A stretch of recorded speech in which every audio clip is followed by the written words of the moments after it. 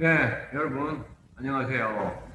오늘은 여러분들과 이제 지난 시간에 이어가지고 어떤 미래 키워드들을 가지고서 지난 시간에 좀 더 어떤 큰 그림을 좀 얘기하고 전체적인 어떤 개괄적인 내용을 이야기했다면, 오늘은 좀 더 세부적으로 들어가서 이제 빅데이터하고 인공지능에 대한 이야기.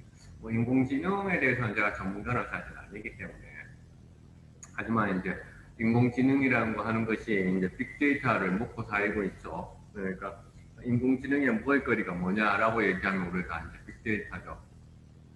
그래서 데이터를 먹고서 최근에 인공지능이 하고 있기 때문에 그런 측면에서 이제 인공지능을 접근하고 자, 그래서 어떤 측면에서의 어떤 뭐냐 얘기를 하자면 데이터 기반에서 세상이 어떻게 변화되는지에 얘기할 겁니다. 그런데 지금 그 얘기를 하는데 갑자기 그러니까 소련 스푸트니크 발사라는 얘기가 나옵니다. 아마 여러분들은 소련이라는 나라에 대해서 충분히 알고 있을 것 같아요. 우리가 냉전 시대에 미국과 소련이 그러니까 이렇게 대결을 하는 그런 구도였잖아요. 근데 이제 소련이라는 나라가 1990년대 중반에 95년도인가요?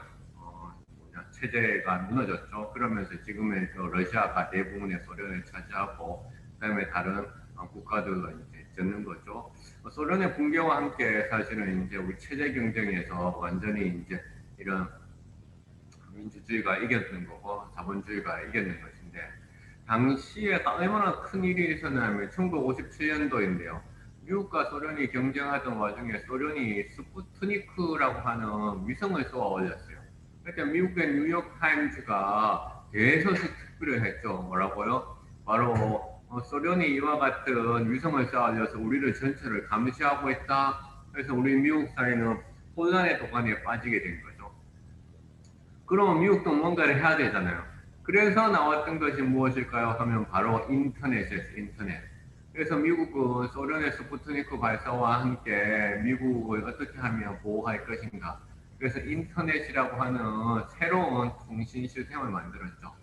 이 인터넷이라는 새로운 통신 시스템이 언제쯤 구현이 되었느냐 하면은 1957년도에 이 일이 있었고요. 그 다음에 인터넷이 만들어가지고 계속 이제 별로 크게 구현은 안 됐어요. 그냥 통신 시스템으로서 이렇게 작동을 하고 있었는데 바로 1990년대가 오면서 월드 와이드 웹이라고 하는 새로운 우리가 정보 프로토콜과 만나면서 인터넷이 이제 활개를 펴게 된 거죠. 그러면서 여기 지금 보시면 마뉴엘 캐스텔스라고 하는 이런 학자가 3대 대저자가 썼어요. 네트워크 사회가 오고 있다. 1996년도 그렇죠. 새로운 정체성의 어떤 권력이 오고 있다. 밀레니엄이 종말이다. 해서 이런 책을 썼어요. 그래서 이때는 뭐냐 바로 인터넷이 월드 와이드 웹이라는 웹 홈페이지의 개념으로서 우리 세상에 이제 돌아온 거죠. 그래서 매니저 캐스터의 이 세 가지 책을 가지고 우리가 3대 저작 트라이로지 이렇게 얘기합니다. 새로운 시대가 열린 거죠. 그러나 이러한 새로운 시대의 홈페이지에 있는 그 사실은 그러니까 우리들한테는 아주 큰 의미로 다가오는 데는 또 한 번의 커다란 충격이 있었어요. 그게 뭐냐? 이 1990년대 중후반의 월드와이드 웹이 이 데이터를 생산하는 시스템으로 가게 된 것은 바로 언제였느냐 하면 바로 데이터를 생산하는 시스템으로 간 것은 바로 2000년대 중반이죠. 2008년쯤을 전후해서 뭡니까? 모든 사람들이 스마트폰을 가지게 되었어요. 이 모든 사람들이 스마트폰을 가지면서부터 누구나 사실은 인터넷, 월드와이드 웹, 모바일 인터넷을 통해 가지고 데이터를 생산할 수 있게 되었죠. 어떤 데이터를 생각하죠? 사람들이 뭡니까? SNS를 통해 가지고 데이터를 생산할 수 있었던 거죠.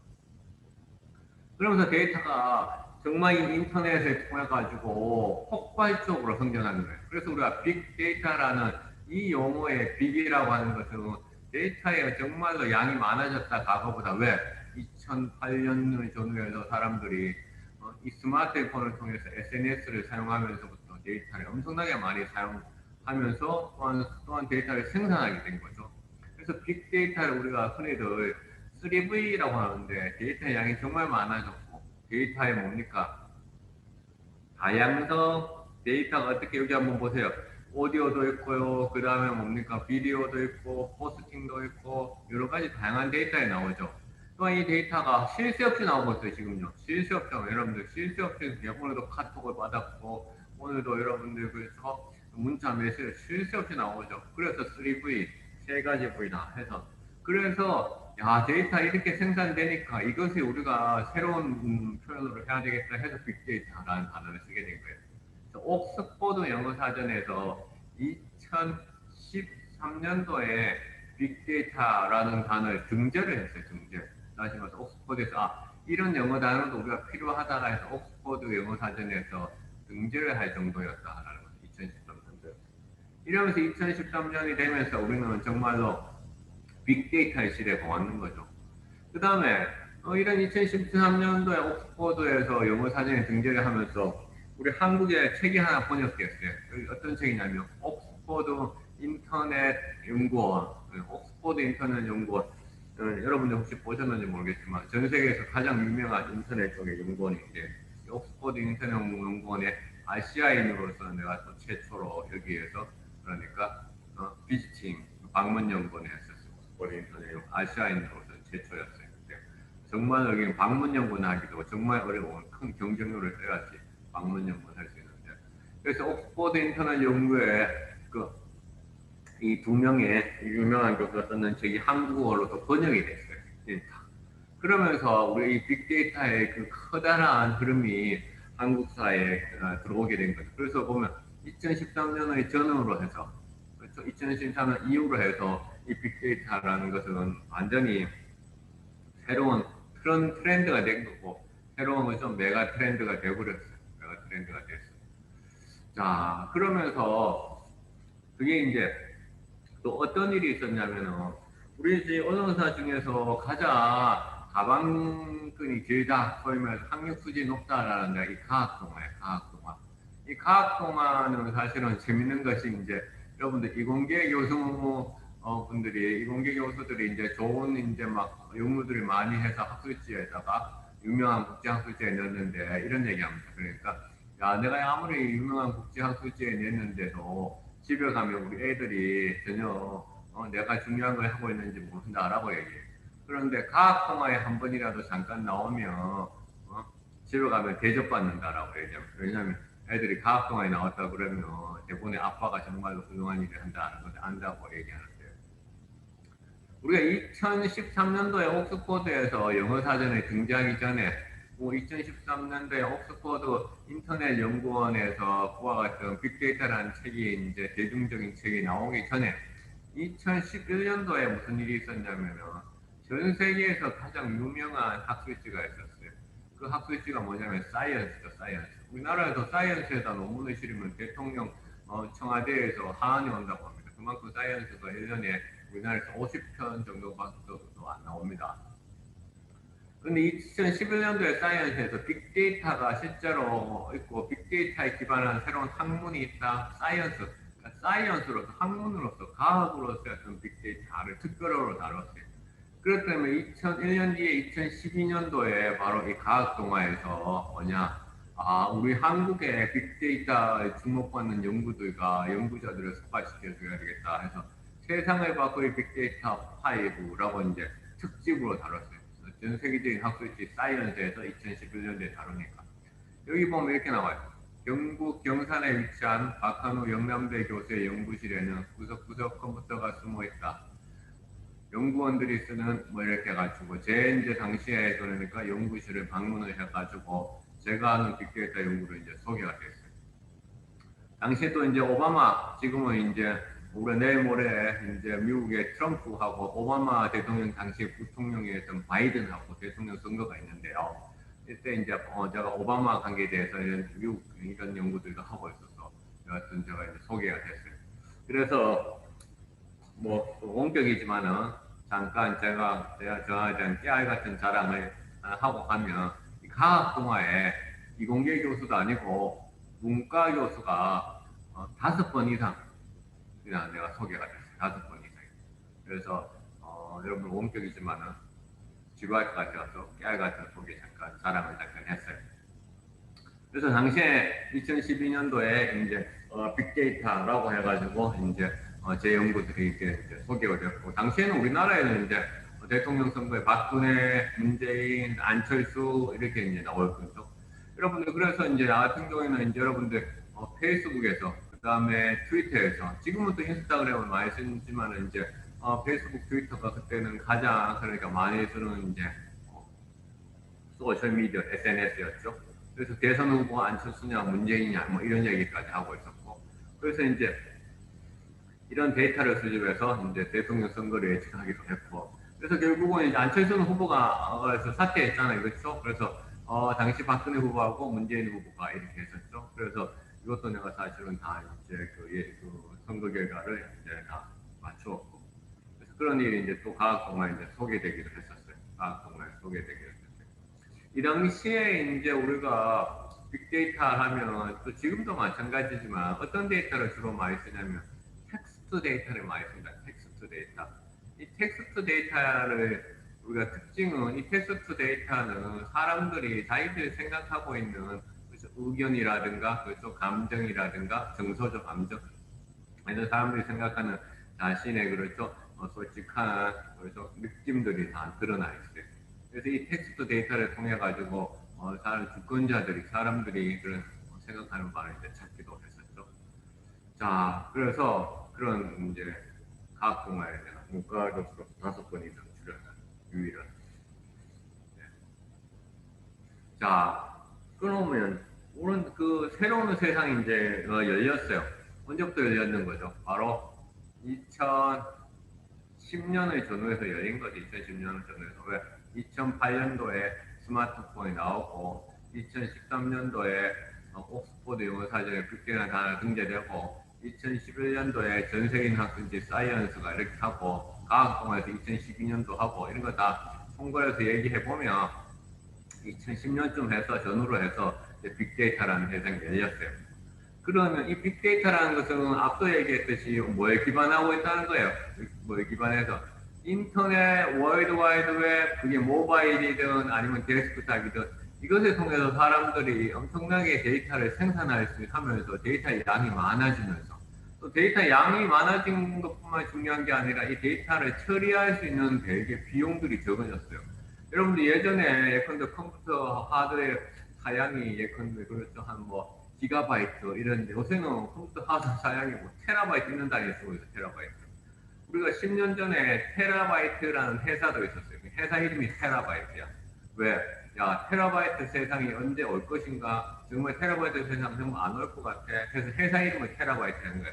근데 요새 테라바이트는 우스워. 왜냐하면 요새 컴퓨터 사용은 테라바이트. 얼마 안 해요. 하거든요.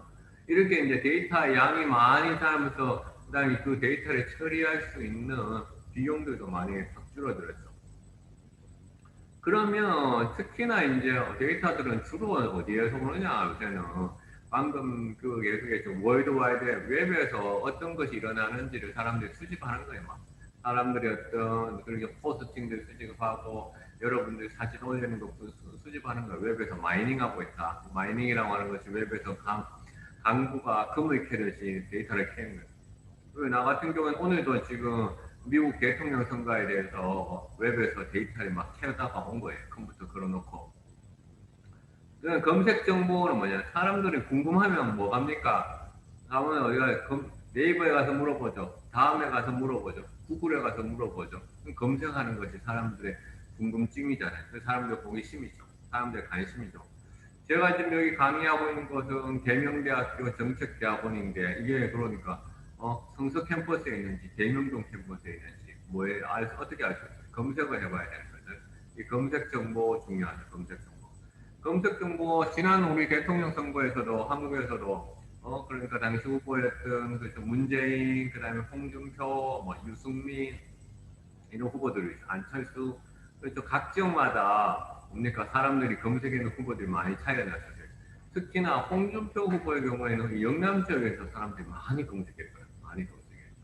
그래서 이 검색이라고 하는 것은 사람들의 관심, 호기심, 특히 이런 어떤 선거라든가 정치라든가 이슈에서는 관심과 호기심이 없으면 아무것도 안 되잖아. 그 다음에 데이터 소셜미디어, SNS에서 또한 누가 누구와 친구 관계인지 이런 데이터를 수집합니다. 친구 관계. 여러분이 나하고 이제 친구라면 그러니까 우리는 비슷한 정보를 받잖아요. 그 친구 관계. 그래서 요새는 이렇게 얘기하잖아요. Who you are is who you connect with. 그러니까 당신이 누구인지는 당신이 누구와 연결이 되었는지를 알았다. 친구 관계, 소셜미디어. 누가 누구하고 친구 관계를 찾는 게 소셜미디어에서. 요 크라우드 소싱이라는 요 뭐죠? 크라우드가 바로 집단 혹은 군중 이런 뜻이에요. 집단 군중. 집단 군중이라는 건 모르는 일반 사람들이 커다란 집단이야. 우리로 따지면 뭐 시민일 수도 있고 시도민일 수도 있고. 그럼 요 사람들이 정보의 출처가 된다 이 얘기인가요? 정보의 출처. 사람들의 이게 정보의 출처가 돼. 이건 무슨 얘기야? 무슨 정보? 이 사람들 어떻게 정보의 출처가 돼? 어떻게 정보의 출처가 돼? 대구 시민들이 그러니까 오늘 그러니까 체온이 얼마나 있는지 대구 시민들의 체온의 평균을 알고 싶어. 그럼 어떻게 해요? 여러분 대구 시민들의 뭡니까? 표본에서 1000명만 어떻게 체온을 재가지고 평균을 해볼 수 있겠죠. 근데 이건 전통적인 방법이야. 이건 빅데이터적인 방법이 아니야. 그럼 어떻게 해야 돼?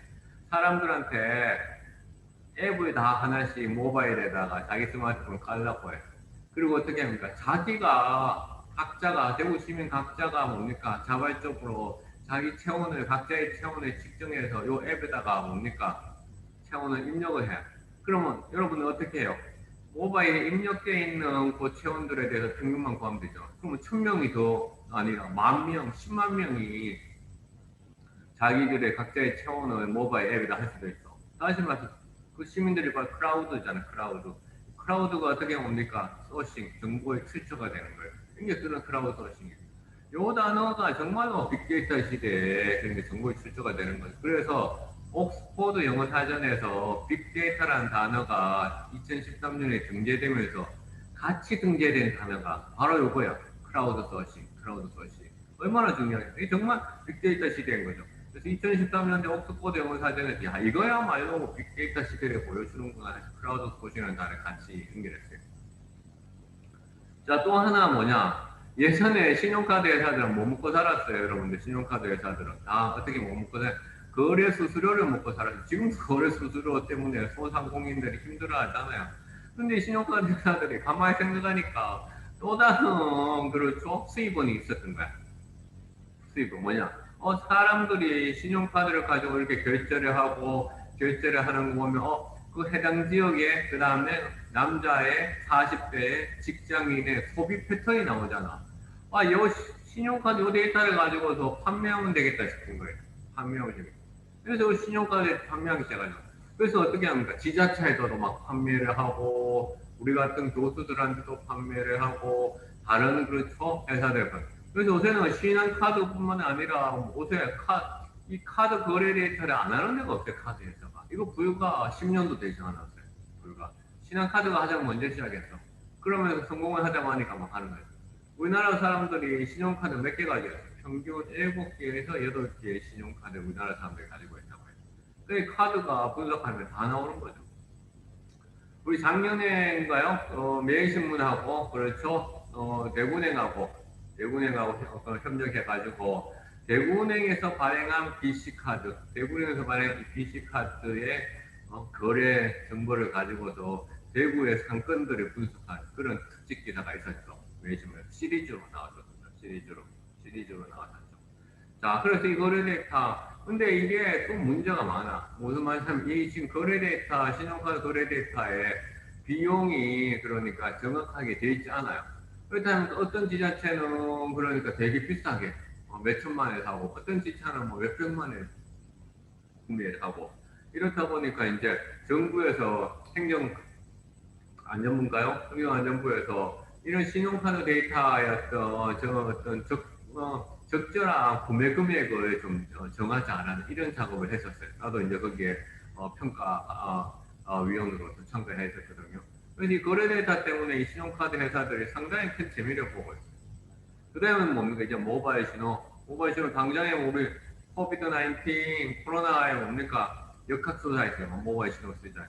이런 데이터들이 그러면 과거에는 거의 한 번도 사용이 안 됐었어. 근데 2010년을 전후해서 야 이런 새로운 데이터들이야말로 사람들의 행동을, 사람들의 태도를, 사람들의 인지적 관심을, 그렇죠? 그런 사람들의 정보에 생산하는 모습을 하고 그래서 이동 패턴까지 하고 소위 패턴까지 하자. 그러면서 이것이 빅데이터 6대 주요한 출처로 됐는데 이것이 다 뭐 때문에 가능한 거예요? 뭐 때문에? 바로 인터넷, 그 다음에 인터넷이라고 하는 물리적인 케이블 위에서 돌아가고 있는 바로 웹이라는 게 있었던 거죠. 그러니까 이게 아까 내가 소련의 스푸트니크를 왜 얘기했어요? 소련의 스푸트니크. 바로 소련의 스푸트니크가 하니까 미국이 이 스푸트니크가 위성을 그래서 미국 전체를 감시하고 있지만은 우리가 뭔가의 좀 분산적인 통신 시스템이 필요하다. 그래서 인터넷이라는 걸 만들었고 그 인터넷을 사람들이 생활을 쓰게 만든 것이 뭡니까? 월드와이드 웹이었어요. 그게 1990년대 후반이었고 그러다가 스마트폰이 나오면서 누구나 이 웹을 통해서 데이터를 생산하고 데이터를 이용하게 됐고 그러면서 빅데이터라는 용어가 2010년에 나오면서 이런 우리가 원래 사용하지 않은 데이터가 사용된 거죠. 그래서 지금의 사회는 무슨 사회냐? 이거 우리 5살 우리 딸이 읽고 있는 책에도 갖고 왔어요. 벌고숭이 임금님. 지금의 사회는 그러니까 이러한 데이터 때문에 이런 데이터 덕택인지 뭐 때문인지는 그렇죠.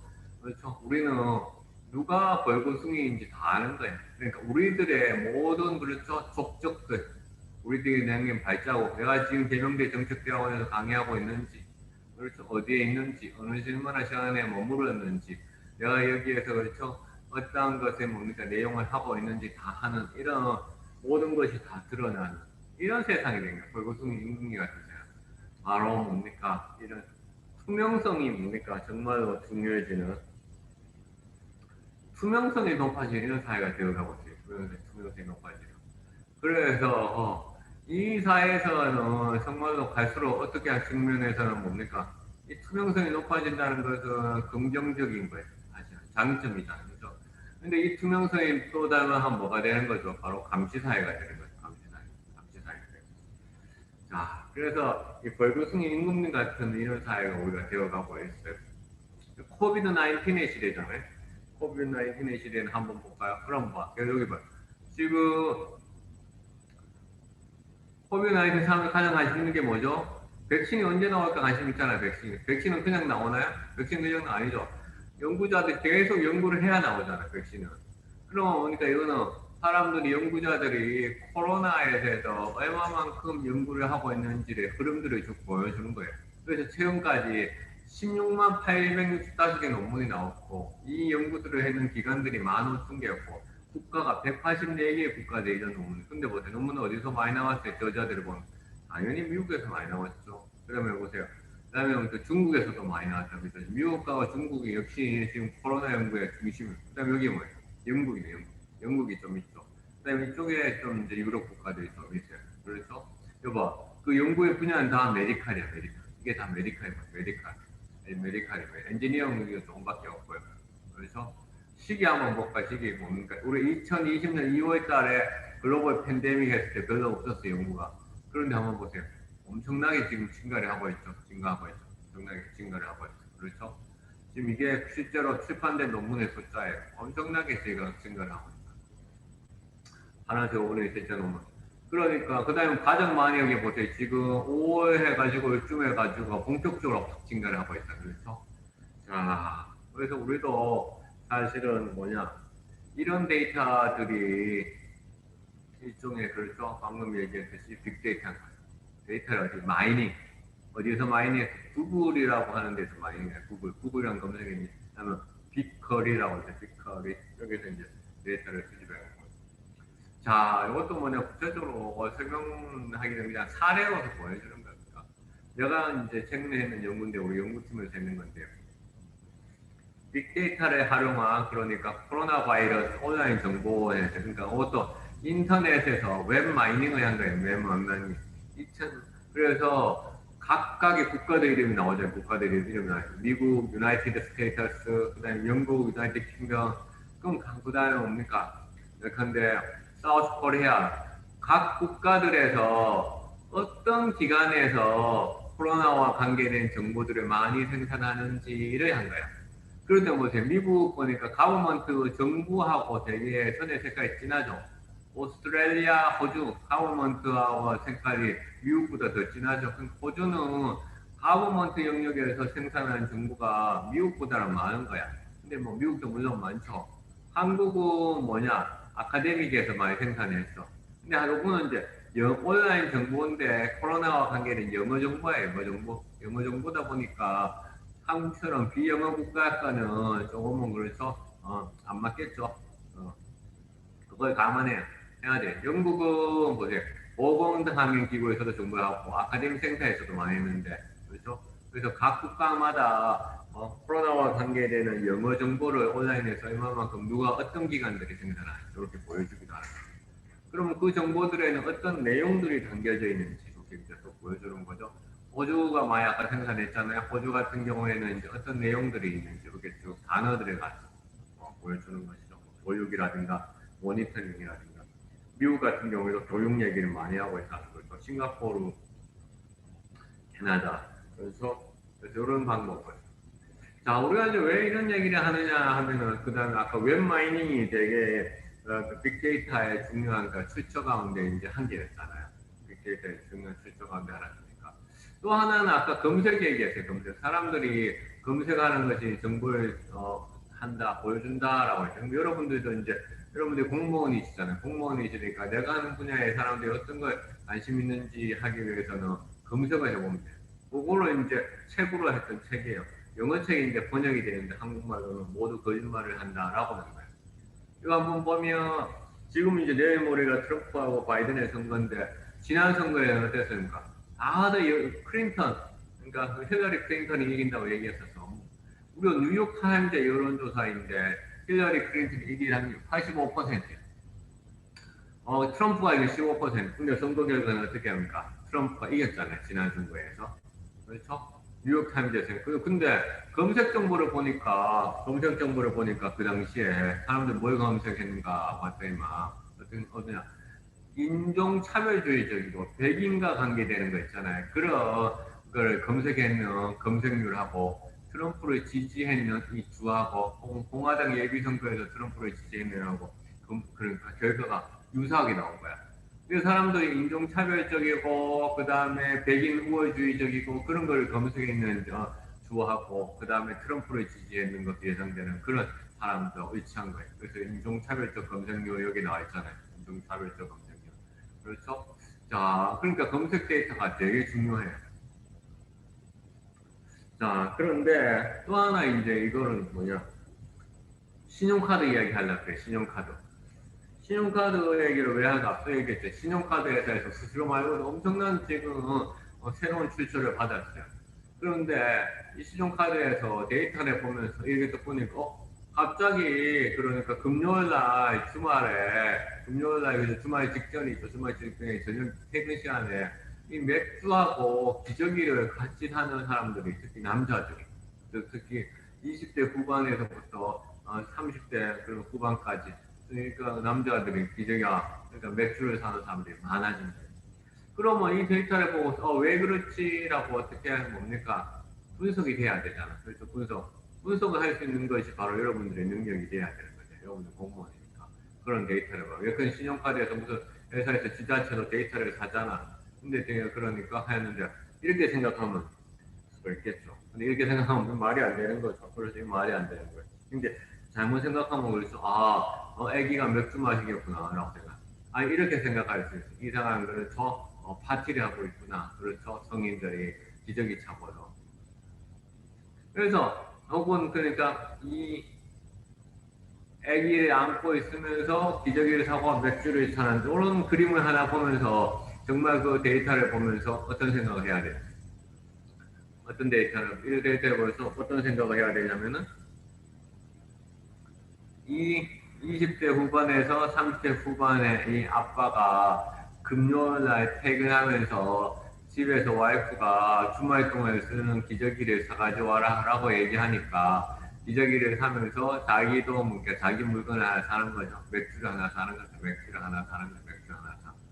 그래서 그러니까 기저귀하고 맥주를 같이 사는 금요일 주말에 사람들이 막 늘어나는 거예요. 막 늘어나고 있는 거예요. 그러면 어떻게? 그런 신용카드 데이터를 가지고 쇼핑몰은 어떻게 합니까? 맥주하고 기저귀는 뭡니까? 기저귀가 아니라 기저귀는 진열대가 많이 떨어져 있으면 어떻게 해? 많이 떨어져 있으면 기저귀 사고 또 맥주 사러 와야 되잖아. 어떻게 하면 뭡니까? 기저귀하고 맥주의 진열대를 같이 가까이 붙여놓는 거죠. 바로 그러한 처방, 그러한 그렇죠 조치, 그러한 그렇죠 어떤 마케팅을 하기 위한 노력을 하는 거죠. 그게 바로 신용카드 거래 데이터를 제대로 읽는 거예요. 그래서 사실은 프로그래머들이 이런 데이터를 받아가지고 이렇게 막 프로그램을 짜요. 그러니까 여기 베이비 있고 뭐 네피 있고 뭐 비어 있잖아요. 근데 이거 프로그래머들이 막 짜는데 이 데이터에 대해서 어떻게 알고리즘을 만들으라고 얘기해 주는 사람이 있어요. 그게 뭐냐? 바로 문과생들이 이런 거를 얘기해 줘야 돼요. 문과생들이 수학은 못하지만 사람들의 행동을 알잖아요. 그래서 만약 이렇게 알고리즘을 짜면 안 되잖아요. 이렇게 짜서도 안 되고 이렇게 알고리즘을 짜라고 얘기를 해줘야 되는 거예요. 그렇죠? 그래서 우리는 그러니까 이런 새로운 세상에서 어떻게 새로운 세상에서 이 코로나 코비드를 만났어요. 새로운 코비드를 만나서 그래서 코비드가 사실 코비드 19이 이런 새로운 세상 새로운 빅데이터를 진짜 가속화시키고 있잖아요. 우리가 말로만 했던 그 4차 산업혁명 그 다음에 사이버 공간과 물리적 공간이 합쳐지는 그런 세상을 아무리 막 그 주장했는데도 잘 안 되던데 어떻게 됐어요? 이 코비드 19이 가져 우리 사회의 디지털 트랜스포메이션, 디지털 대전을 일으킨 거죠. 그래서 디지털 대전을 일으킨 사람이 기관장도 아니고 그렇죠. 그 다음에 기술 책임관도 아니고 바로 같은 시인 코비드 19인 거죠. 포스트 코로나라는 책이 요새 또 유행을 하고 있는데요. 그래서 보면 어떻게 크라이시스자, 크라이시스 위기를 어떻게 뭡니까 기회로서 받아들여야 된다라는 거죠. 그래서 뉴욕 타임스 베스트셀러는 스캇 갈로웨이가 포스트 코로나라는 책을 썼는데, 그럼 나는 이제 이 책에 있는 내용도 되게 궁금한데 그렇죠. 이 책에 있는 내용을 알기 전에 나는 빅데이터 연구자로서 어떤 걸 먼저 보냐면 이 책을 구매했는 사람들이 찾는 다른 책을 나는 봐요. 다른 책을. 그렇다면 사람들이 어떤 이 포스트 코로나 시대에 사람들의 문화적 기호를 파는 거죠. 그래서 사람들이 뭐 이런 거니까 해피니스, 행복의 그러니까 수화. 그러니까 인간이라고 하는 것은 어떻게 할까? 휴머노크래시, 그렇죠? 그 다음에 문제가 무엇인가? 그렇죠? 그래서 사람들이 이 포스트 코로나 시대에 정말 어떻게 하면 이 코로나 블루를 우울증을 극복하는 행복하게 사는 이런 책을 이제 알고 싶은 거예요. 그래서 이런 그 데이터들을 이제 사실은 뭡니까 중요하죠. 그러니까 우리가 이런 것을 원하는 것이 아니까 또 뭡니까 전 세계에서 가장 유명한 서점이 뭐죠? 온라인 서점으로 가장 유명한 게 아마존이잖아요. 아마존. 이 아마존이라는 회사가 지금 아마존의 부자 제프 베조스가 전 세계 가장 가부자네요. 최근에는 뭐 이혼 소송하면서 그렇죠? 그러니까 이혼 소송 위자료로도 엄청난 그 천문학적인 숫자를 줬던데 이 아마존에서 뭡니까? 여하튼 이 책을 사면서 사람들이 어떤 책을 샀는지 정보를 보여주는 거예요. 이거를 바로 비즈니스 모델 BM이라고 하죠. BM. 비즈니스 모델의 특허까지 냈어요. 비즈니스 모델 특허를 내면서 이 아마존이 사실은 지금의 아마존을 승계한 거죠. 아마존도 뭡니까? 1997년도 이때 만들어졌어요. 97년도 아주 아까 얘기했듯이 초창기죠. 인터넷의 시발점에서 만들어진 거죠. 그래서 이런 그 데이터를 이런 능력들 그렇죠. 그래서 데이터에 있는 이런 능력들이 이제 필요한 거죠. 그래서 코로나 시대니까 내가 이제 코로나와 관계해가지고 이제 빅데이터를 이렇게 이제 얘기를 하는 거예요. 그래서 우리는 또 이제 코로나 시전 이전하고 지금 코로나 시전 이후다 해서 이런 용어도 많이 쓰고 있어요.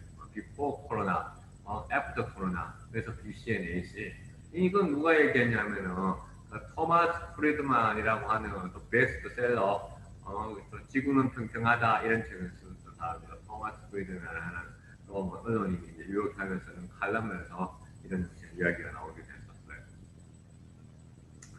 자, 넘어가고. 네. 자, 인공지능 이제 얘기를 좀 해볼까요? 인공지능. 그래서 이런 그 데이터와 함께 그 새로운 어떤 서비스들이 이제 나오면서 어떤 서비스들이 나오냐면 이제 데이터 사람들이 무엇을 하는지를 다 이제 사람들이 무엇을 하는지를 다 어떻게 수집 가능하잖아요. 그럼 그걸 분석할 수 있죠. 그러니까 그것을 가장 잘 분석하는 회사가 여러분들 집에서 요새 자녀들이 가장 많이 보는 거. 저도 가장 많이 보는 게 뭐예요? 넷플릭스라고 하는 서비스예요. 넷플릭스라는 서비스. 넷플릭스라고 하는 서비스. 이 넷플릭스라는 서비스인데, 이 회사가 되게 이런 데이터를 잘 처리하면서 인공지능 서비스를 하면 어떻게 하냐면, 여기 한번 보세요. 이런 영화들이 많아. 근데, 여러분들의 자녀가 이런 영화들을 많이 봤어. 그런데 이 영화들을 많이 보니까 이 영화들의 특징이 있었던 거야. 특징이 뭡니까? 이 배우를 좋아했는 거야. 펄프 픽션을. 그래서 어떻게 펄프 픽션의 원래 영화 포스터 말고 여러분들이 좋아하는 영화 배우들 뭡니까? 전면에다가 다시 배치를 시켜가지고 포스터를 만들어서 보여주는 거예요. 그러니까 내가 봤는 영화들에서는 다 유해진이 주연이 아니라 다 조연이었어.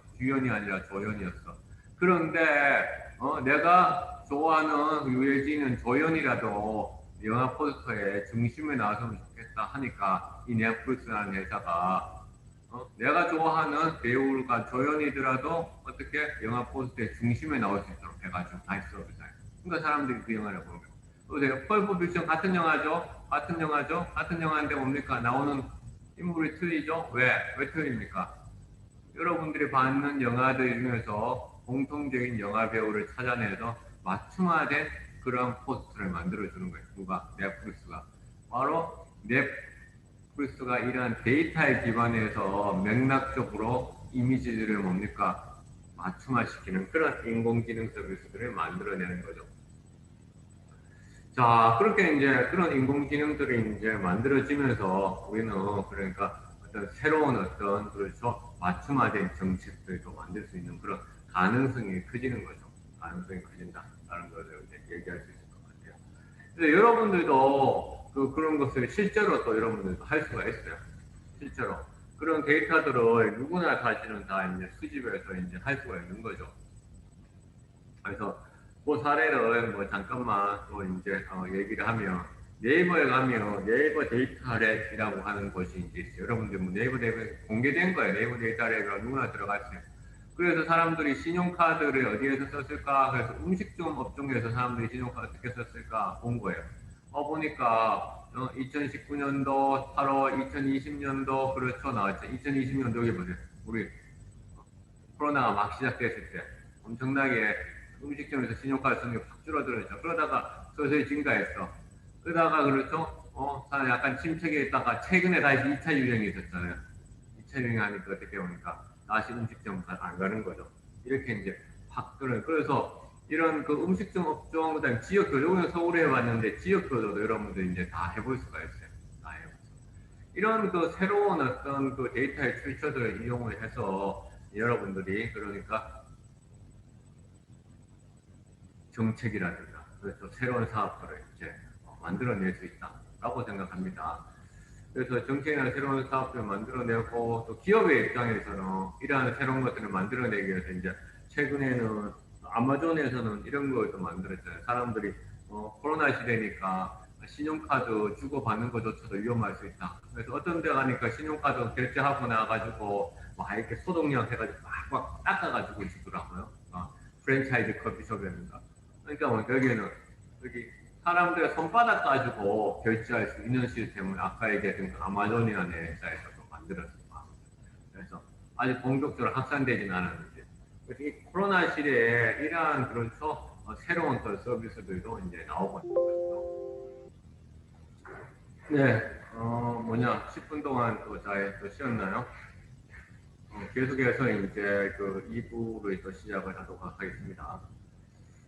코로나 이야기를 좀 더 아까 하다가 말하는 것 같은데 코로나 이야기 좀 더 할게요.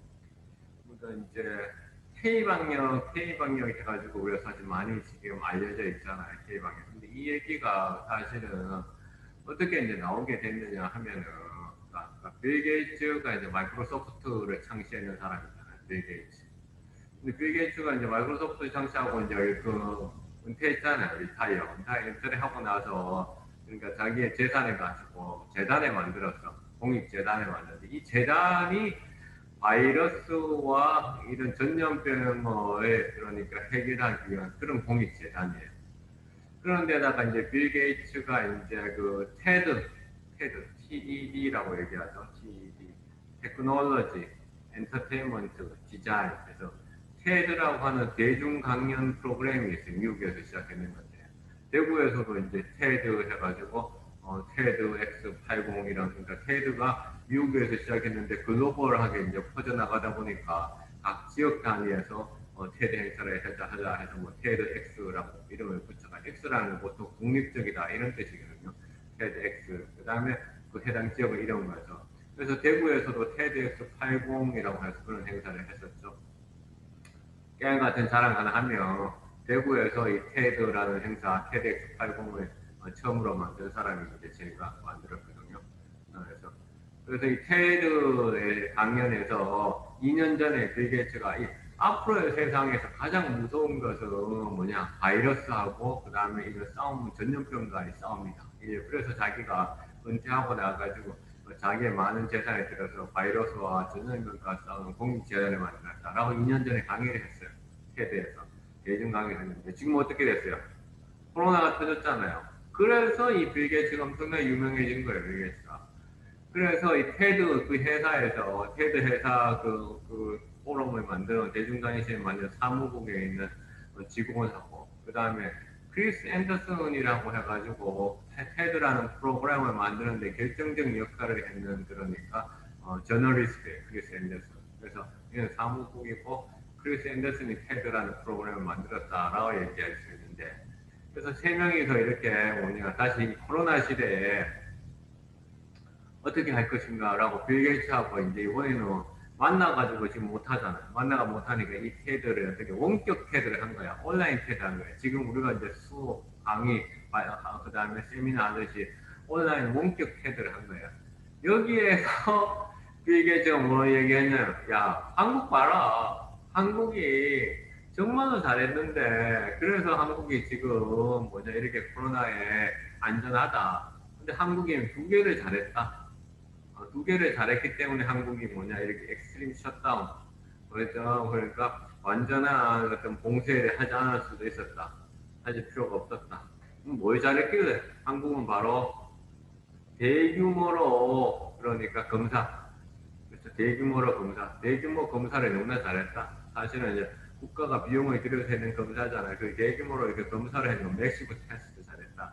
또 하나 뭐 한국은 자가격리를 잘했다. 자가격리 그러니까 도시 전체를 그렇죠 봉쇄하지 않고 그러니까 증상이 있는 사람들만 중심으로 해서 이 자가격리를 잘했고 그 다음에 그러니까 테스트를 또 대규모로 잘했다. 여기서 이제 오죠. 빌 게이츠가 이제 한국의 사례로 든 거예요. 여기 나왔잖아요. 지금 이 강연 51분짜리 강연이죠. 내가 강연을 들으면서 내가 캡처해서 온 거예요. 15분에서부터 얘기한 거예요. 15분에서부터 한국, 그 다음에 19분에 가서 하고, 이 뒤로도 계속 한국에 대해서 계속 뭡니까? 기회만 있을 때마다 막 얘기하고 있어요. 15분 이때 처음 나왔어요. 15분 이때. 그래서 내가 여러분들한테 보여줘. 그래서 이 아까 BCAC 시대에 그러니까 BCAC, Before Corona, After Corona는 뉴욕타임즈의 프리드만이라고 하는 그 칼럼니스트가 나왔는 거고, K방역은 사실 빌 게이츠가 이렇게 테드 강의를 해줬기 때문에. 그런데 이제 K방역의 버프는 사실 대구잖아요. 대구가 이렇게 잘했기 때문에 현재 빌 게이츠한테 진작에 대구에서 그래서 뭔가 토크를 가졌어요. 그래서 저는 사실은 이런 이메일 많이 받아요. 해외에서 이제 제가 같이 협력하고 있는 사람들이 많으니까 이런 얘기고 9월 14일 날 왔는 메일인데요. 영국에 있는 학자가 저한테 보낸 메일이에요. 이런 게 코비드 19을 대응할 수 있는 그런 국가에 살고 있는 것에 대해서 컨그레츄레이션 축하한다. 축하한다. 축하한다. 그래서 그 외국 사람들한테 이메일 오면 이랬는데 제 주변에도 지금 제 같이 하는 러시아 동료학자, 그 다음에 파키스탄, 그 다음에 영국, 뭐 좀 몇 명 좀 지금 코비드 좀 걸린 사람도 있었겠어요. 그러니까 개인적으로 아는 그러니까 연구자, 해외 연구자. 그런데 우리가 또 이렇게 아까 빌 게이츠에서 얘기했듯이 그러니까 자가격리와 했음에도 불구하고 우리가 이렇게 잘 살 수 있었던 것은 뭐냐면 우리나라가 여러분들 다 알다시피 뭡니까 이 모바일 쇼핑이 너무나 좋잖아요. 모바일 쇼핑이 너무나 좋죠. 그래서 이 모바일 쇼핑이 사실은 전체적인 사람들이 그냥 우리가 쇼핑하면 그냥 배달해주는 이런 게 아니야. 그래서 그게 무슨 말이야? 사람들이 어떤 것을 그러니까 구매할지에 대해서 알고 있지 않으면 제대로 된 그런 배달 서비스가 이루어지지 않고요. 또 사람들이 그러니까 어떤 물건들을 뭡니까 찾는지에 대해서 바로바로 검색 결과를 쓰지 않으면 구해 못하는 거예요. 이게 다 데이터예요. 그래서 이런 데이터 작업들이 있어야만이 이제 사실 배달이 되고 모바일 쇼핑이 되는 거거든요. 우리나라는 지금 가장 지금 선두에 치고 나가는 것이 쿠팡이잖아요. 쿠팡. 그렇죠? 그 다음에 네이버 쇼핑, 그 다음에 그런 순서대로 이렇게 되어 있는 거죠. 그렇죠? 이 데이터들은 이제 우리 신용카드 회사에서 그런 수수료 하는 거 말고 이렇게 사람들의 어떤 거래했는 거 되는 것처럼 이런 그 모바일 쇼핑하는 회사에서 그냥 하는 것이 아니죠. 그래서 이 데이터 이건 사실은 어떻게 보면 완전 데이터 비즈니스예요. 데이터 비즈니스 위에다가 사람들의 흐름과 이동 흐름, 그 다음에 사람들의 구매 패턴, 주소 같은 이런 기능까지 다 가지고 있는 거죠. 이게 완전 데이터 비즈니스. 그냥 우리가 뭐 모바일 앱에다가 전화번호, 고객 전화번호 메뉴 올려놓는 그런 비즈니스가 아니에요. 그래서 나는 사실은 지자체에서 뭐 이런 지자체들이 배달 앱을 자기가 만들겠다라고 얘기하죠. 그래서 지자체에서 배달 앱을 만드는 것은 반대는 안 해. 반대는 안 하는데 지자체 배달 앱을 만들기 쉽지가 않아요. 아주 어려운 작업이에요. 왜? 이 총체적인 데이터 비즈니스거든요. 데이터베이스. 이와 관계해가지고 이제 보세요. 아마존 같은 경우에도 그런 보세요. 2015년도에 그러니까 2015년 아마존 아까 대행해서 2015년도에 아마존 레스토랑이라는 서비스를 만들었어요. 그런데 뭡니까 우버라고 하시죠. 우버. 그러니까 택시 서비스. 사람들이 자기 차를 가지고 그러니까 운전하는 택시. 우버에서도 우버 이츠라고 해가지고 이츠랑 먹는다 이런 거죠. 그렇죠? 우버가 먹는다 해서 이런 배달 서비스를 해서 서로 경쟁한다고 되게 스트롤링을 했었어요. 그렇죠? 그러다 보니까 이제 우버 이츠가 미국 시장에서 80% 들어 이제 가지고 있는 우버 이츠 그다음에 다른 회사 난 잘 모르는 회사인데 그런 회사들. 그래서 아마존이 뭡니까 결국 이런 푸드 딜리버리 서비스를 어떻게 6월 24일 날 문을 닫는 거예요. 문을 닫는다고 6월 24일. 아마존 같은 회사도 이런 그래서 푸드 딜리버리 이 회사들이 이제 뭡니까 올 레스토랑 커런트리 크로즈 이 소리 문 닫는다니까요. 그러니까 이게 이 배달 시장은 철저하게 데이터 비즈니스입니다. 이 데이터 비즈니스는 또 뭐냐면 누가 먼저 그러니까 이 데이터 시장에 들어와 있느냐에 따라 엄청나게 뭔가 큰 효과를 가지고 있어요. 아마존마저도 그래서 이런 뭡니까 푸드 딜리버리 서비스를 하는데 문 닫는데 우리 지자체에서 할 수 있을까? 지금 하고 있는 지자체가 있는 게 있죠. 있는데 실제 꺼내보면 내부 속사정을 보면 이런 것처럼 이런 회사들하고 우리가 경쟁할 수 있을까라는 생각도 좀 듭니다. 이와 관계해가지고 그 당시에 코로나 당시 어떤 대구의 모습을 보여줬던 그런 이제 동영상에 있어서 잠깐 하나 보고 가겠습니다. 네. 그래서 저는 이제 새로운 어떤 미래의 빅데이터의 출처는 이런 결국은 이런 딜리버리 그러니까 택배에서 올 거다라고 생각을 하거든요. 택배야말로 이제 미래에 그래서 보여주는 것. 우리나라 택배 산업이 시작된 것은 지금으로부터 28년 전인 1992년. 특히 2000년대 들어 TV 홈쇼핑과 모바일 쇼핑이 보편화되면서 택배 시장은 폭발적인 성장을 했죠. 한 해 물량만 27억 9천만 개, 국민 1인당 이용 건수가 54건에 달합니다. 택배라고 하는 것이 과거에는 우리나라 택배 산업이 시작된 것은 지금으로부터 28년 전인 1992년. 특히 2000년대 들어 TV 홈쇼핑과 모바일 쇼핑이 보편화되면서 택배 시장은 폭발적인 성장을 했죠. 한 해 물량만 27억 9천만 개, 국민 1인당 이용 건수가 54건에 달합니다. 택배라고 하는 것이 과거에는 단순하게 물건을 전달하는 그것을 이제 우리가 생각을 했었는데요. 지금은 완전히 그 물건뿐만이 아니라 어떤 사람의 마음, 사람의 정서, 사람의 감정까지도 전달해주고 있죠. 특히나 이제 코로나라고 하는 것이 사람들을 만나지 말아야 되는, 그러니까 사람들을 회피하게 되는 기 때문에 택배를 의사소통 이론의 측면에서 바라본다면 택배는 채널이자 메신저가 되는 것이죠. 채널이나 메신저가 없다면 우리가 의사소통을 할 수가 없듯이 택배라는 것이 커뮤니케이션의 가장 핵심적이자 없으면 안 되는 그런 필수적인 그러한 요소가 되어가고 있다라고 생각을 합니다. 사실 기술적 측면에서 택배가 변화되고 있는 것은 무인 택배 시스템으로 갈 가능성이 상당히 큰데요. 이 무인 택배 시스템으로 이제 간다고 할지라도 이런 택배 기사가 전해주는 그와 같은 서비스를 무인 택배가 대체할 수 있을지는 아직 의문입니다. 택배 기사가 주는 어떤 보안이라든가 안정감, 또 심리적인 안정감을 가지고 있거든요. 또한 이제 택배라고 하는 이러한 서비스가 일종의 보편적 서비스가 되어가고 있다라고 생각합니다. 이 보편적 서비스라고 하는 것은 우리 집까지 전달해주는 최종의 1마일이라고 우리 학문적으로 얘기하는데요. 라스트 1마일이라고 얘기하는데 최종의 1마일 서비스를 누가 담당하고 있는가? 공공이 담당할 수 없는 택배의 영역들을 이제는 기업 측면에서 택배가 담당하면서 이런 보편적 서비스, 최종 1마일의 서비스를 해주고 있다라고 생각합니다. 예.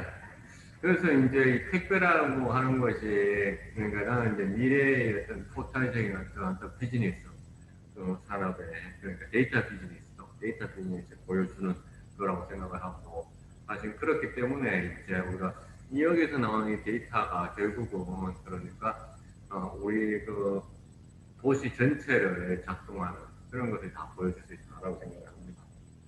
지난 이제 우리가 1차시에서 내가 이제 토론도 넣고 뭐 퀴즈도 넣고 했는데 오늘은 이제 그런 거 좀 뺐어요. 왜냐하면 참여가 별로 그렇게 적극적으로 이루어지지 않는 것 같아가지고 오프라인 수업 귀찮으니까. 그래서 오늘은 그냥 내가 토론이나 퀴즈 없이 그냥 계속 제가 카메라 보고 강의를 이제 하고 있습니다. 우리가 데이터 관계해가지고 이렇게 또 데이터가 이렇게 그러니까 갑자기 우리가 그 일상생활로 다 퍼지게 된 또 큰 배경은 뭐냐면 우리가 인포그래픽스라고 하는 거, 인포그래픽스라고 하는 것, 인포라는 게 정보잖아요. 그래서 정보를 어떻게 그래픽스, 그림으로 나타내주는 이것이 바로 이제 등장했기 때문에 그렇거든요. 그래서 예전에는 우리가 뭡니까 이렇게 막대 그래프 그리고 그리는 거, 하고 예전에는 그냥 원 해가지고 여기 이렇게 분할해가지고 파이 차트 그리는 거, 이게 다였어요. 이제 이 다였는데 이제는 데이터가 복잡해지고 그 다음에 데이터가 다양해지고 또 데이터 양이 많아지다 보니까 이런 인포그래픽스가 되게 중요하게 됐죠. 그래서 예전에 사실은 2020년인데 지금 한 10년 전에만 하더라도 내가 인포그래픽스를 해가지고 이렇게 그려서 가져가면 공무원들도 그렇고 학계에 또 다른 교수들도 야 그냥 막대 차트 그래프하고 이런 바 차트 그려오라 이렇게 얘기했어요. 근데 요새는 뭡니까 이렇게 지도 위에다가 어떠한 그 현상들에 대해서 그러니까 진하게 표현하는 색깔이 다 똑같은데 보통 히트맵이라고 해가지고 히트가 뜨겁다 이런 뜻이잖아. 히트맵 이런 거 많이 그리죠. 히트맵 뜨겁다 하시면서 색깔이 진하면 진할수록 어떤 현상이 많이 등장하는 것이죠. 여기는 히트맵은 안 하고 크기에 따라서 이제 표현을 했는 거잖아요. 크기에 따라서 이 원의 크기가 숫자가 클수록 원의 크기가 크잖아요.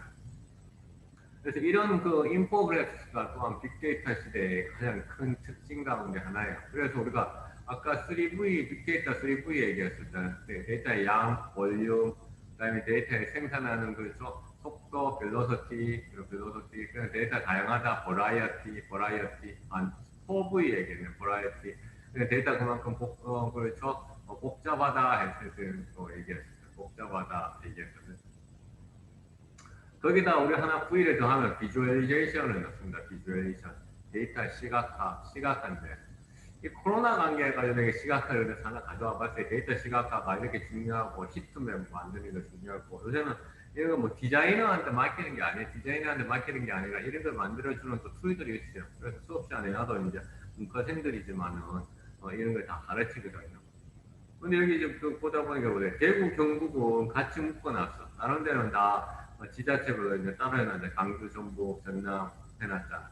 그러니까 뭔가 이게 보면 그냥 항상 우리 사건 사고가 일어나면 그래서 대구, 경북은 같이 묶어가지고 이제 얘기합니다. 그럼 훨씬 더 이 현상이 더 크게 보이죠. 더 크게 보여요. 더 크게 보여요. 이런 문제들이 이제 항상 있는데 또 우리 코로나 그 발병 초기에 이제 우리 신천지가 문제가 되면서 이제 냈던데 이 케이블 TV에서 이런 말을 줬어요.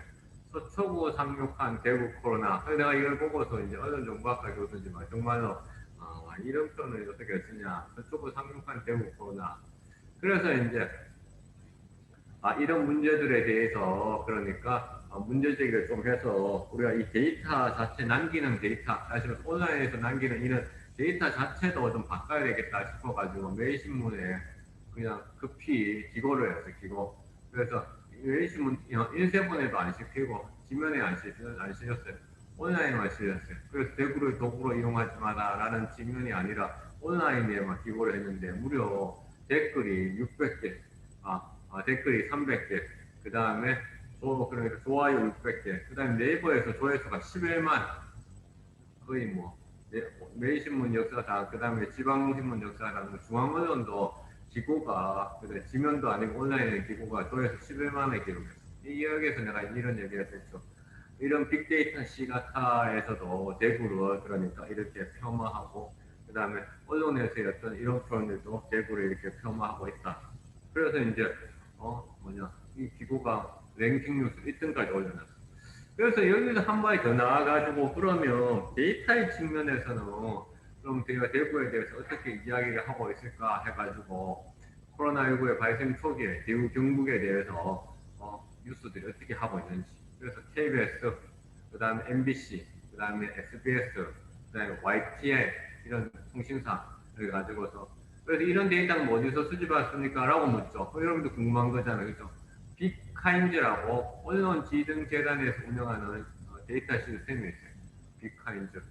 빅카인즈라고 하는 언론지능재단에서 공익적으로 운영하는 서비스가 있어요. 여기 빅카인즈 가면 지방신문, 그 다음에 중앙지, 경제지, 뭐 다 나와요. 그 다음에 근데 방송은 방금 4개 했던 4개. KBS, 그 다음에 MBC, 그 다음에 SBS, YTN 4개만 이제 방송은 이제 나와요. 방송을. 그래서 여기서 이제 데이터를 수집을 했죠. 여기서 수집하는 이제, 근데 대구 MBC에서 보도했는 것이 중앙 MBC에 보도되면 여기 데이터베이스 나오는데 그렇지 않으면 안 나오는 것 같더라고요. 그래서 여기 빅카인즈라고 하는 언론 제가 데이터베이스에서 봤더니만 이 데이터에서 뭘 보여주냐면 이런 언론사들이 대구 경북에 대해서 보도할 때하고 그 다음에 서울을 보도할 때 좀 틀렸어요. 대구 경북에 대해서는 이렇게 신천지뿐만이 아니라 어떤 사건 사고들에 대해서 막 얘기하는데 대구 경북 지자체가 어떻게 대응하고 있는지에 대해서는 별로 얘기 안 했는데 서울에서는 지자체가 어떻게 대응하고 있는지 좀 얘기했었고요. 그 다음에 대구 경북은 되게 부정적인 게 많은데 서울은 어떤 중립적인 톤을 유지했었어요. 그래서 공영방송이었던 KBS가 그래도 좀 폭넓은 관점을 좀 가졌고요. 근데 재난 보도에 얘기했던 우리가 이제 뭐 얘기했냐면 이제 선정주의고 개인주의적인 보도하지 말라는데 그런 것도 안 했죠. 자, 그래서 이런 데이터는 우리가 앞서 얘기했던 6대 주요 주체 웹에서 마이닝 한다고 얘기했었잖아. 웹 마이닝을 했는데 이렇게 기존의 어떤 데이터베이스에 들어가서도 이렇게 데이터를 수집했어요. 빅카인즈. 그래서 언론에 대해서 알고 싶으면 언론이 여러분들이 하는 사업이라든가 서비스가 알고 싶으면 빅카인즈 가서 하시면 돼요. 또 하나 그러면 데이터 측면에서 정부가 이런 위기 상황에서 어떻게 할 수 있을까? 그러니까 아주 유명한 교수 누구냐면 헨리 첼스버그라는 교수예요. 이 교수가 어떤 거예요? 여러분 오픈 이노베이션이라는 단어 들어봤을 거예요. 오픈 이노베이션. 오픈이 뭡니까? 개방이라는 뜻이잖아. 이노베이션 혁신. 개방형 혁신이라는 단어 들어봤을 거예요. 오픈 이노베이션 한 첼스버그 교수가 그러니까 긴급하게 내가 긴급하게 뭡니까 대구를 도구로 이용하지 말았었는데 긴급하게 짧은 한 5페이지짜리 글을 썼어요. 거기다 이렇게 코비드 19을 빠르게 극복하는 방법 그러면서 이제 여기 표로 만들어놨는데 이거 한글로 정리해 가져왔어요. 이 중에서 데이터와 관계되는 거 얘기하면 코비드 19에 대해서 어떻게 백악관에서는 여러분들 공공 데이터 지금 알고 있죠? 지자체에서 기초지자체라든가 본청도 다 하고 있는 공공 데이터를 기계가 읽을 수 있는 형태로 변환시킨 거야. 특히 코로나와 관계되어 있는 공공 데이터를. 그래서 사람들이 코로나와 관계되어 있는 그런 데이터들을 소프트웨어가 쉽게 다운로드 받을 수 있도록 백악관 과학기술정책국에서 했는 거예요. 백악관 과학기술을 한 거예요. 그 다음에 뭡니까? 마스크하고 손소독제 관련된 그런 디자인 데이터들을 공개를 하고, 공개를 한 거예요. 누구나 다 할 수 있도록. 그 다음 인공호흡기 디자인과 관계된 이런 특허 데이터를 뭡니까? 공유한 거예요. 이것을 이렇게 나눠놨어. 아웃사이더 인 해가지고 외부에 있는 것을 뭡니까? 안으로 들어오게 만드는 거. 외부에 있는 안으로 들어오게 하면 그걸 B2B에서 하네. 그렇죠? 그래서 이렇게 해놓으면 외부에서 이런 데이터가 필요한 사람은 안으로 들어올 수 있는 거잖아요. 그래서 이렇게 데이터와 관계해가지고 코비드 19 같은 어떤 아주 심한 재난 상황에서 어떻게 재난 평상시 사례는 관심 있는 사람들은 좀 보시면 넘어갈 거예요. 또 하나 이제 우리가 그럼 이런 재난하고 전염병 상황에서는 어떤 데이터들을 많이 썼느냐 하면 가장 중요한 게 소셜 미디어 데이터가 정말로 중요해요. 소셜 미디어 데이터. 왜 소셜 미디어 데이터가 중요하냐? SNS. 아까 우리 데이터 6대 출제하면서 뭡니까? 소셜 미디어 이제 소셜 미디어 친구 관계도 알고 누가 누구인지도 알 수 있잖아요. 그래서 누가 누구인지. 그래서 이 정보를 누가 봤는지 우리가 역학조사 하면서 이 사람이 누구와 만났는지 이런 것처럼 이 사람이 누구와 만났는지에 대해서 예컨대 사진 찍어가지고 누군가 같이 올렸으면 이 소셜 미디어에 올렸으면 알 수 있는 거잖아요. 자, 그런데 이 소셜 미디어를 전 세계적으로 사용하게 된 그런 배경은 그러니까 2009년도에 2009년도에 H1N1이 이제 뭡니까? 조류독감이잖아요. 이 조류독감 이후에 우리 아까 2008년도에 뭡니까? 스마트폰이 아이폰이 사람들한테 뭡니까? 팔리기 시작했잖아요. 마켓에서. 요 시기와 비슷한 거예요. 요 시기와 비슷했을 때 이런 그 공공보건 조직들에서 이런 소셜 미디어를 가지고서 데이터를 가지고서 이렇게 사람들의 어떤 행동들을 분석할 수 있다. 이런 얘기를 한 거예요. 그래서 그러니까 계속 영어가 나오니까 여러분들 졸리는데 더 졸릴 것 같은데요. 영어 나올 수밖에 없어. 그러니까 초창기에 그래서 한국의 상황에 대해 가지고 내가 영어로 논문을 썼는데 그러니까 엄청난 유명한 학술제실이었어요. 그래서 그중에 소셜 미디어 중에 트위터에서 일어나는 데이터를 가지고 수집을 해가지고 이제 논문을 써가지고 이제 2020년 5월달에 벌써 논문이 나왔어요. 5월달. 엄청나게 빨리 쓴 거죠.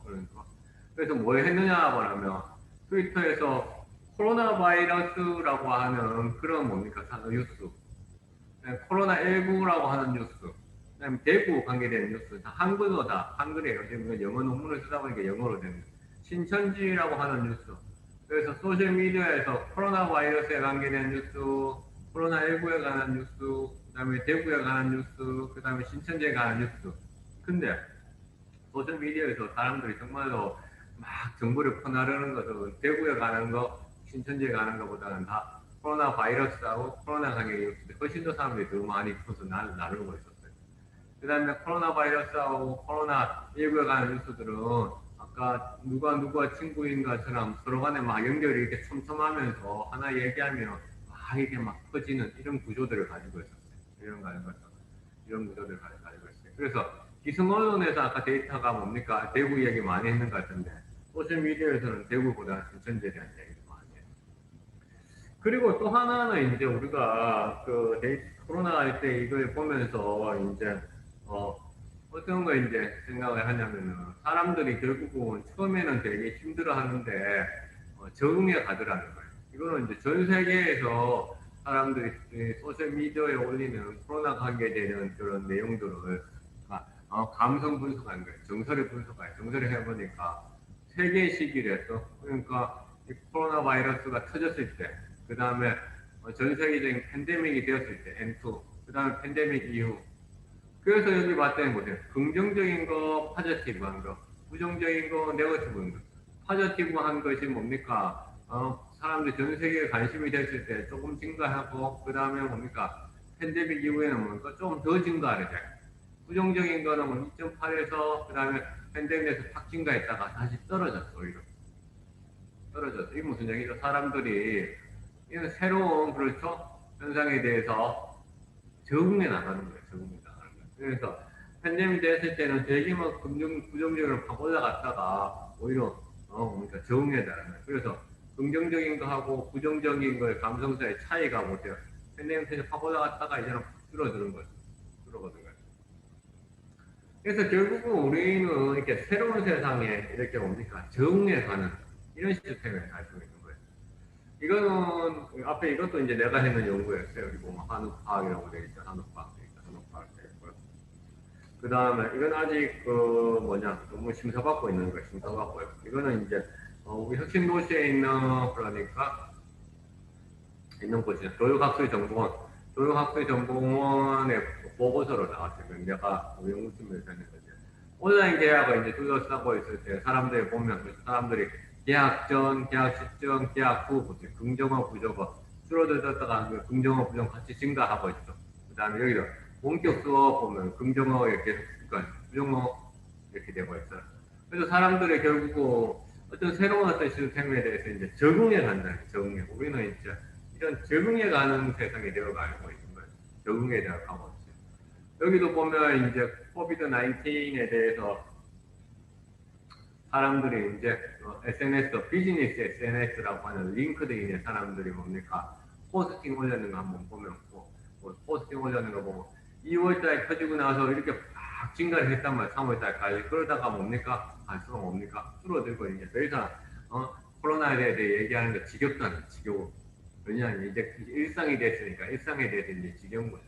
그 다음에 사람들이 뭡니까? 집에서 일을 하는 거. 이제 코로나 된 거라서 집에서 일을 많이 하잖아요. 여기에 대해서 이런 비즈니스 한 그 링크드인의 컴퍼니 포스트 보세요. 2월달부터 해가지고 야 집에서 일하니까 새로운 거 같아, 뭐 같아, 나쁜 것도 되는 것 같아, 좋은 것도 같아 막 하다 3월달까지 하다가 오늘 확 줄어드는 거죠. 새로운 일상이 돼버린 거예요. 이제는 코로나 이전 시절로 돌아가려고 애쓰면 안 돼. 돌아가려고 하는 그 자체가 그렇죠 역주행하는 삶인 거예요. 왜냐하면 벌써 우리 사람들이 그렇죠 어떻게 적응을 해버리는 거죠. 새롭게 적응을 했다는 게 데이터에서도 이제 나오는 거예요. 데이터에서 나오는 거예요. 그래서 각 지역별로 그러니까 코로나에 대해서 사람들이 그 포스팅 올렸는 것이 뭡니까? 아시아, 퍼시픽, 유럽, 라틴, 그다음에 노스 아메리카 보면 2월달부터 2월달에는 당연히 아시아 쪽에서 사람들이 뭡니까? 우리가 중국, 한국에 많이 있잖아요. 다른 나라는 별로 없었잖아요. 그런데 보세요. 4월 되니까 뭡니까? 전 세계가 뭡니까? 어떻게 코로나 관계된 이야기 많이 하긴 했어요. 그러나 한국이 더 좀 심리게 한국이 아니라 아시아 쪽이요. 다른 나라들도 쭉 증가는 하고 있어요. 인게이지먼트.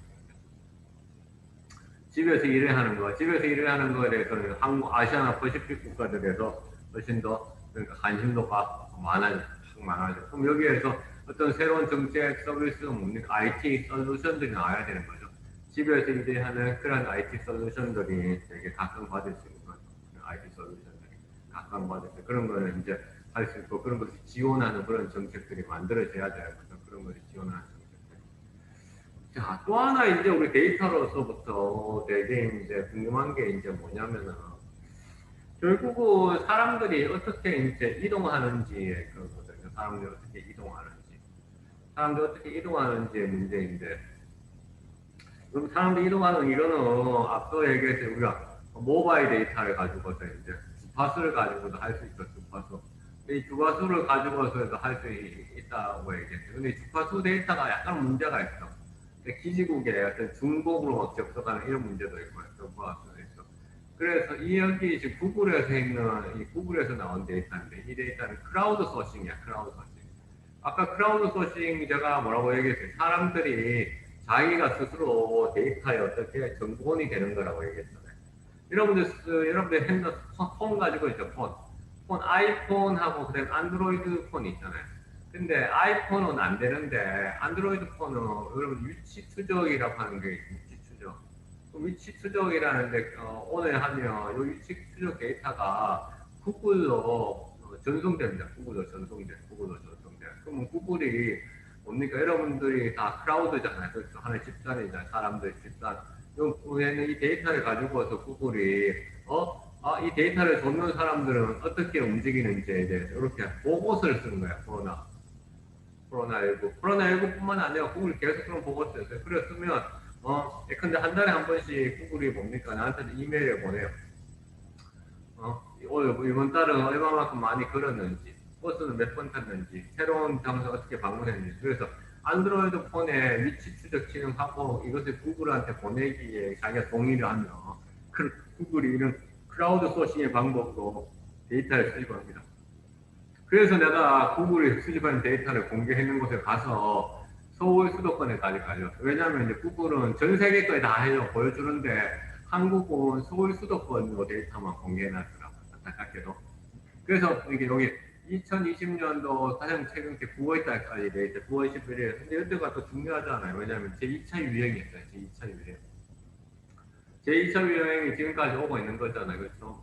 그래서 소매점민 여가시설은 뭔가, 서울이 뭔가, 마이너스 19%. 사람들이, 소매점 여가시설에, 그러니까, 마이너스 19%. 그러니까, 줄어든 거예요. 장수판. 근데 전국은 마이너스 11% 줄어요. 왜 2차 유행이 어디에서 시작했죠? 서울 수도권에서 시작했잖아요. 그렇죠? 2차 유행이. 그래서 마이너스 19% 줄어요. 식료품 점유율이 약국했는데 전국이 마이너스 1% 됐는데 서울은 별로 안 줄어들었어요. 사실 내가 봤을 때는 이건 아까 택배 쪽으로. 공원은 보세요. 서울 사람들이 50%나 더 서울을 우리 36% 전국 평균 36% 서울 사람 2차 이동되는 신도 공원에 많이 갔죠. 직장에 이동하는 것도 봐. 서울은 훨씬 더 줄어들었어요. 대중교통 정거장 훨씬 전국보다 좀 더 줄어들었어요. 그렇죠? 주거지 훨씬 더 많이 있죠. 그래서 이렇게 크라우드 소싱형 데이터를 가지고서 구글에서 이렇게 보고서 하는 거예요. 그러니까 서울 수도권이어서 아시는 분들 여러분들이 대구시하고 이제 그 대구권의 공무원인데 근데 이제 이런 크라우드 소싱의 방법으로 이제 이렇게 데이터를 이제 수집해서 할 수 있다는 거예요. 그러나 대구께 있어. 여러분들이 대구께 있는데도 지금 이용 못하고 있는 공무원들이 많아요. 사실은. 여러분들만 그런 건 아니에요. 사실은. 이 대구시에서는 누구 데이터를 샀느냐면 이거는 신용카드 회사가 아니라 무슨 데이터? 통신사 데이터가 통신사. 돈을 주고 샀어요. 통신사한테 돈을 주고 이제 샀어요. 통신사. 구글은 무료로 해놨기 때문에 가져오고 있어요. 신용카드 회사와 더불어 통신사가 새로운 저희 모바일 통신사 데이터가 아까 뭐였죠? 아까 모바일 됐잖아요. 모바일 됐어요. 그래서 대구광역시 서비스 인구 분석 정보 시스템이라는 게 있어요. 여기 주소 이제 적어놨잖아요. 누구나 다 들어가면 돼요. 자, 여기 가면 여기 히트맵 이렇게 표시해놨잖아요. 히트맵 해놨잖아요. 그래서 유형별 서비스가 있어요. 그 다음에 그래서 내가 해봤어요. 수성구 고산일동 내가 이제 수성구 지금 시지에 살고 있는데 2020년도 그렇죠. 제가 검색을 해본 거예요. 2020 분석기가 했죠. 그래서 가장 최근에 걸 가져와 본 거예요. 10대가 뭡니까? 얼마만큼 다니고 20대가 얼마만큼 다니고 30대가 얼마만큼 다니고 이렇게 대구시에서도 그러니까 여러분들 이런 데이터를 통해 가지고 할 수가 있죠. 그래서 이렇게 뭡니까? 이렇게 히트맵 여러 가지 형태로도 이렇게 보여주는 거예요. 그래서 다 이동성의 데이터입니다. 그래서 내가 이제 우리 연구실에서 이제 우리 한번 해보라 그랬어. 우리 학생한테. 우리 이제 연구원한테 해보라 그랬어. 2019년도 2월하고 2020년 2월을 이렇게 비교해 본 거야. 2019년 2월, 작년 2월, 2월이 뭡니까? 우리 신천지대는 엄청나게 시끄러울 때였잖아요. 한눈에 보니까 막대 그래프가 뭡니까? 더 높이가 더 작죠? 유동 인구가 그만큼 적잖아. 그 단위도 똑같잖아요. 60만, 60만. 벌써 적어요. 벌써 성내일동이 어디에 성내일동, 이제 동성로 있는 데잖아요. 동성로. 그렇죠? 그러니까 전반적으로 훨씬 더 작년 2월과 비교했을 때 사람들의 조금 움직임이 없어요. 그런데, 그렇죠? 삼덕동은 조금 더 좀 있었던 것 같아요. 조금만 더 있었던 작년보다는. 근데 전반적으로 다 줄어. 그런데 10대 한번 볼까요? 10대는 보니까 별로 그렇게 크게 이제 줄진 않은 것 같아요. 10대는. 그래서 작년이와 비교했을 때. 그래서 뭐, 총합은 전체적으로 감소했어요. 작년도 2월하고 올해 2월 때 비교해보세요. 총합. 감소했죠? 20대도 좀 감소했어요. 30대가 많이 감소했는데 10대 그게 뭐냐? 우리가 그때 방학이었잖아요. 방학하고 또 막 방학을 앞당겨서 하고 신천지 때문에 아주 시끄러울 때였잖아요. 10대들이 뭡니까? 제대로 우리가 제대로 정책들을 못했는지 10대들이 집에서 이제 나와가지고 이 대구의 다운타운 지역을 많이 돌아다니고 있었던 거예요. 이게 데이터에 다 나오고 있어요. 그렇죠? 그래서 이게 이런 서비스, 대구 강력시 서비스 인구 분석 정보 시스템 이런 게 통신사 데이터인데 이런 서비스들이 있으니까 이런 걸 가지고서 이제 여러분들이 이제 이용을 할 수 있는 거죠. 그래서 이런 10대, 20대 그림으로 했는 거예요.